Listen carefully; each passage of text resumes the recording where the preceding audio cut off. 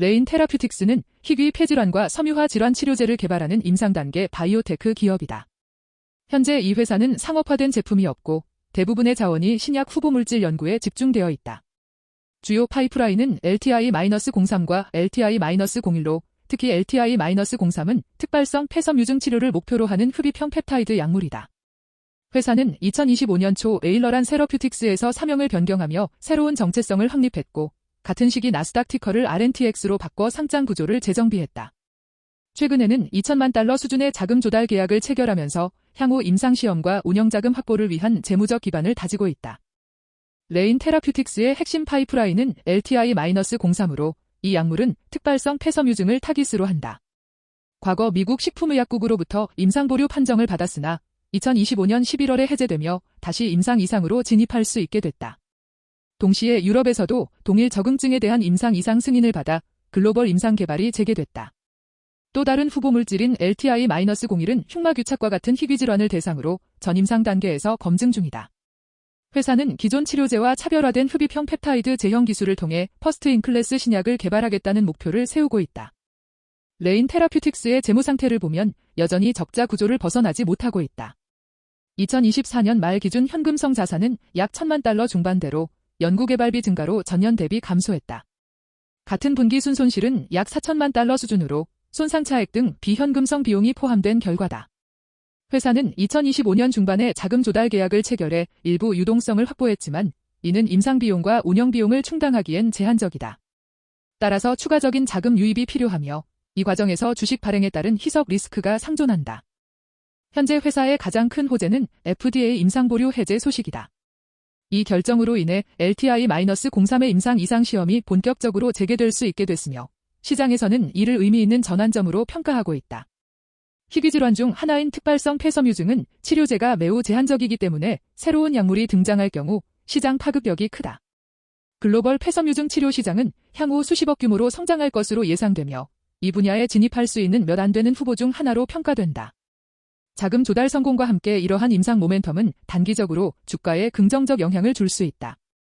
하지만 여전히 위험 요인은 명확하다.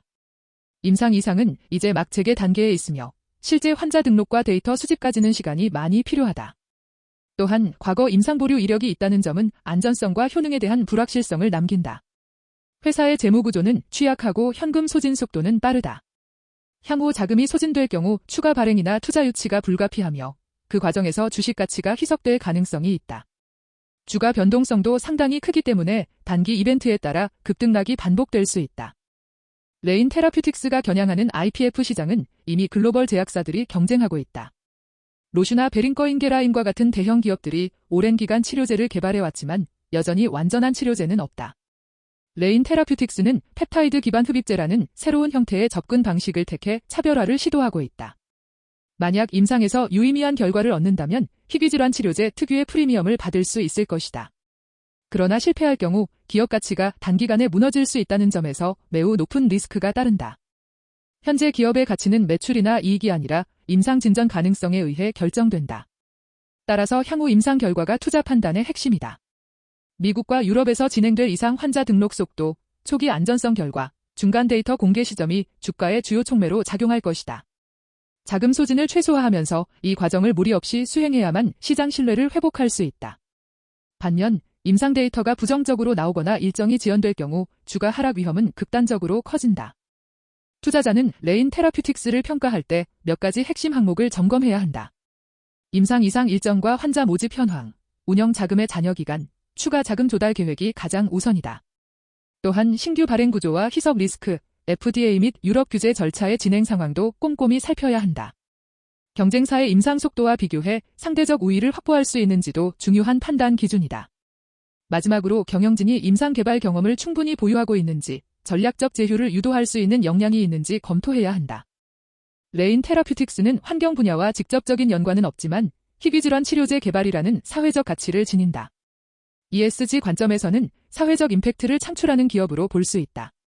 다만 이 회사는 임상 성공 여부에 따라 성패가 갈리는 고위험 구조이므로 안정적인 수익형 자산과 함께 포트폴리오 내 비중을 조정해야 한다. 바이오텍 비중이 과도하게 높을 경우 리스크가 확대될 수 있기 때문에 실적이 안정된 기업과 병행하여 투자하는 전략이 바람직하다.